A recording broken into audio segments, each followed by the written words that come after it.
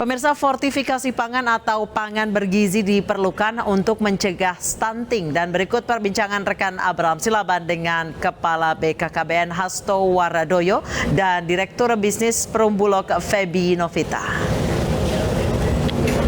Pemirsa, fortifikasi pangan atau pangan bergizi sangat diperlukan demi mencegah stunting dan menjaga kesehatan generasi mendatang.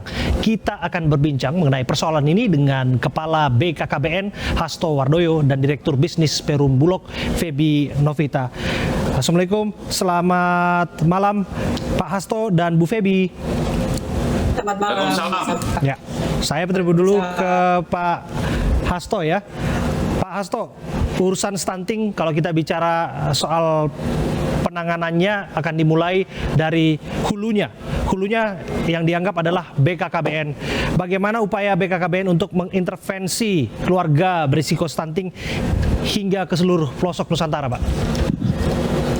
Ya, jadi begini Mas, kita harus bisa melakukan pendekatan keluarga. Nah, pendekatan keluarga ini kita lakukan melalui namanya tim pendamping keluarga. Kita ingin menghadirkan tim pendamping keluarga ke seluruh wilayah pelosok Indonesia. Dengan harapan tim pendamping keluarga itu ada bidan 1 orang, kemudian ada PKK, kemudian ada 1 lagi kader atau penyuluh BKKBN.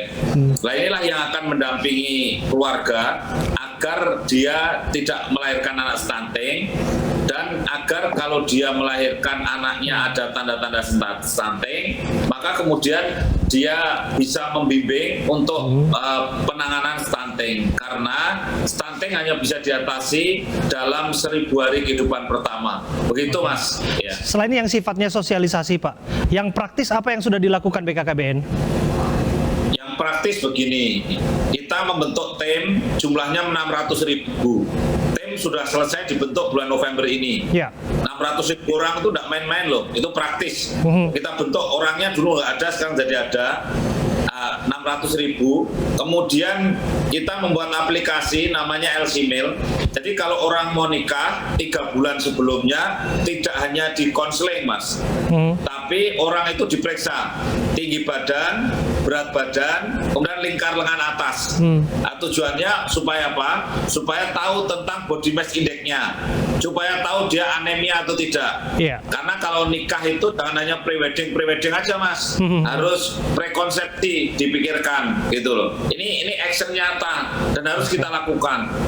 Gitu. Tentu yang sifatnya action, BKKBN tidak bisa bekerja sendirian Pak. Dalam hal ini butuh koordinasi, butuh sinergitas dengan sektor-sektor lainnya. Utamanya dengan Bulog, ada kerjasama khusus Pak atau dengan instansi lainnya? Ya, jadi jelas itu ya, kita melakukan namanya konvergensi, jadi kerjasama dengan semua pihak ya, utamanya adalah dengan Kementerian Kesehatan, kemudian dari PU juga, karena PU itu penyedia fasilitas seperti jamban, sanitasi, rumah tidak layak huni, itu harus diatasi semua. Itu sebagai faktor, namanya faktor sensitif ya. Kemudian kita dengan Bulog itu harus, kemarin saya sudah sowan menghadap ke Pak Buas, tentu pimpinannya Bu Feby ya. Kemudian saya berharap nanti Bulog itu menyediakan beras yang untuk bantuan pangan non tunainya sudah terfortifikasi. Nah, inilah fortifikasi yang include di dalamnya. Harapan saya sudah ada untuk tambah darah, kemudian ya Fe dalam hal ini, kemudian ada asam folatnya, kemudian syukur kalau bisa ada vitamin D, begitu. Saya kira hal-hal seperti ini harus sifatnya inklusi ya, harus inklusif ke dalam kebijakan dan kemudian ke dalam kemasan pangan, begitu. Baik, Pak Hasto, sudah disinggung tadi Pak Buas di Rut Perumbulok, tapi hari ini kan yang hadir bersama kita adalah Bu Feby. Bu Feby barangkali bisa menyampaikan apa yang sudah dilakukan dalam kerjasama kaitannya dengan fortifikasi pangan, beras sehat yang disebutkan ini influential ataupun sangat berpengaruh pada asupan gizi masyarakat, Bu Feby. Sebenarnya dalam penugasan Bulog sendiri ya, Mas Abraham, untuk menjaga ketersediaan pasokan dan stabilisasi harga pangan sendiri, juga menjaga akses terhadap pangan dan kualitas konsumsi pangan itu sendiri. Jadi sebenarnya seperti Pak Hasto tadi bilang, dapat integrasikan dengan penyaluran beras BPNT, misalnya bansos dan lainnya, memberi nilai tambah pada beras yang diberikan pada bantuan-bantuan sosial juga sebenarnya. Nah, pengembangan dari beras berfortifikasi ini didasarkan sebenarnya dari pengalaman Perumbulog juga loh Mas, yang pernah bekerja sama dengan Asian Development Bank dalam rangka pilot project fortifikasi untuk beras miskin atau raskin dulunya ya Mas. Iya. Nah, ini telah terbukti memang efektif menurunkan anemia gizi besi atau AGB pada ibu hamil, anak-anak yang tadi seperti dikatakan Pak Hasto tadi, anak masa pertumbuhan dan lain-lain.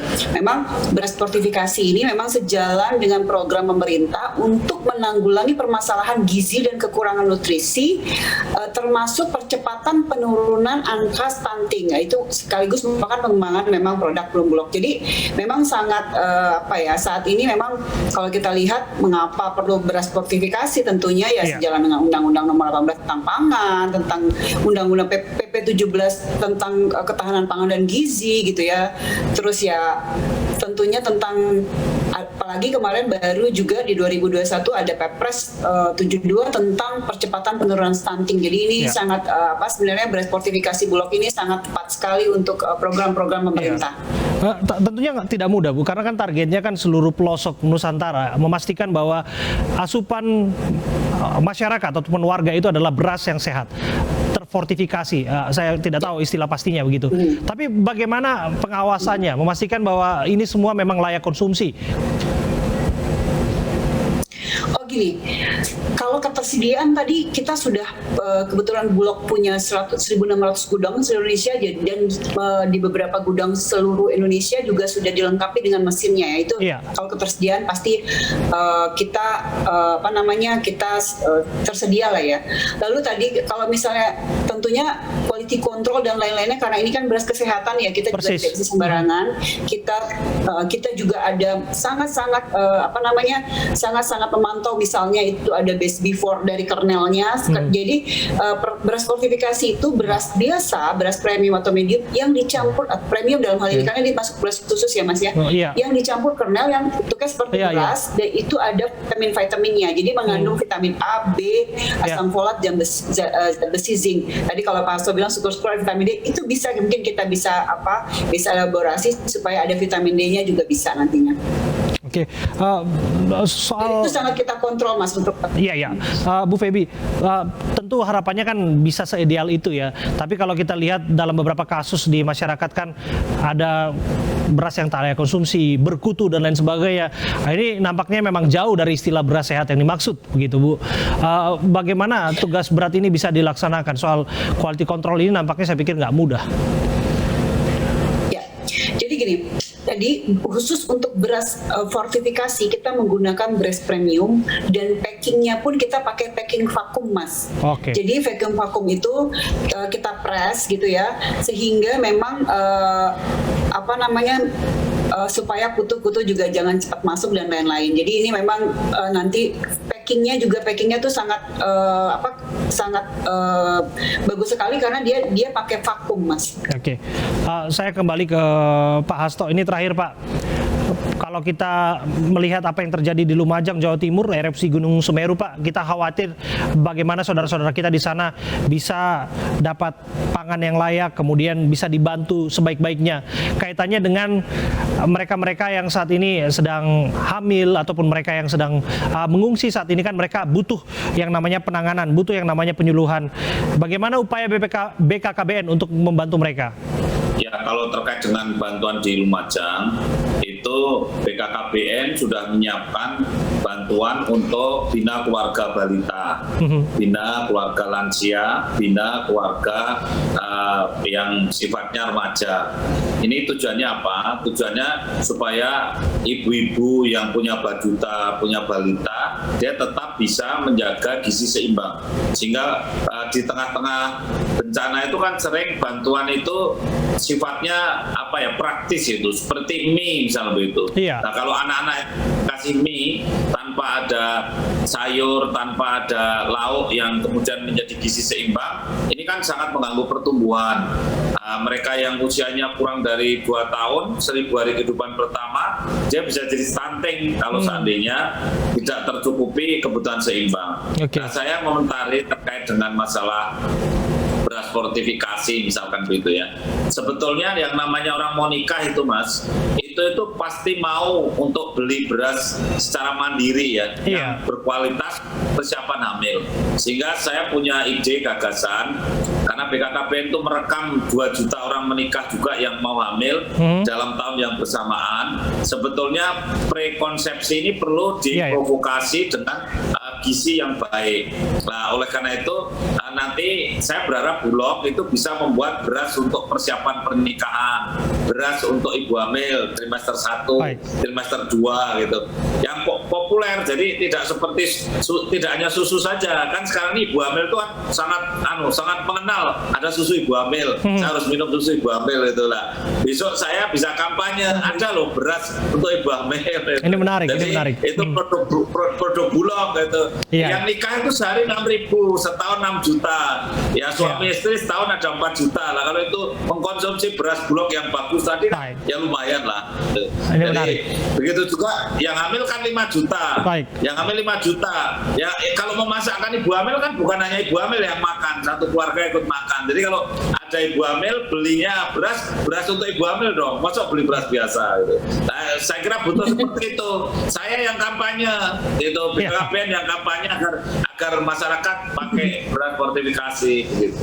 Terima kasih Pak Hasto Wardoyo, Kepala BKKBN, dan juga Bu Feby Novita, Direktur Bisnis Perum Bulog, sudah hadir bersama kami dan berbincang bersama kami di iNewsroom. Terima kasih Pak Hasto dan terima kasih Bu Feby.